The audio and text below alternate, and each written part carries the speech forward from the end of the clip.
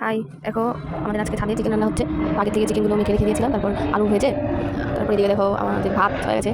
ভাতগুলো নামাচ্ছে বাবা, আর এদিকে আলু কটা লাল লাল করে ভেজে তুলে নিচ্ছি।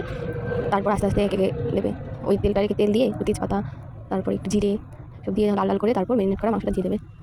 আজকে গ্যাসের অনেক সমস্যা না, তাই ছাদে হচ্ছে রান্না বান্না। দুপুরে মেনু, রবিবার দুপুরে মেনু। মাংসটা মেরিনেট করে মাংসটা দিয়ে দিল। তারপর আস্তে আস্তে ভালো করে কষাবে মাংসটা।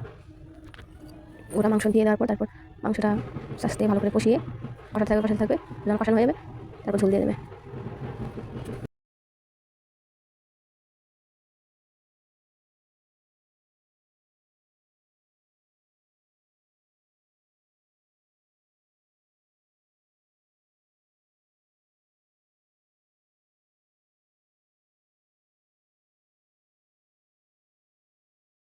মাংস থেকে জল ছেড়ে দিয়েছে, এবার ঝোল দিয়ে দেবে।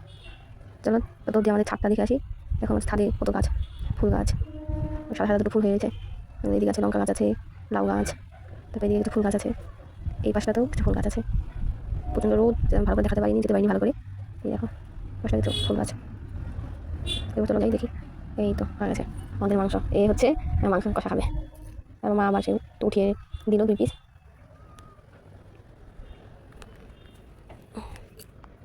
এখন মা উঠিয়ে দেবে 2 পিস মাংস, খেয়ে বলো দারুণ। আর এদিকে আমার বর কী করছে মেঝেতে, কি একটা আঁকার চেষ্টা করছে। ওরা একটা পেন্সিল পড়েছিল, ওইটা দিয়ে আঁকছে। দেখো কত সুন্দর আর্টিস্ট, কী আঁকছে, গাছ একটা পাতা আঁকছে। তারপর আমি একটু দেখালাম কীভাবে আঁকতে হয়। ওই দেখো ফাইনাল লুক। এদিকে মাংসতে ঝোল দেওয়া হয়ে গেছে।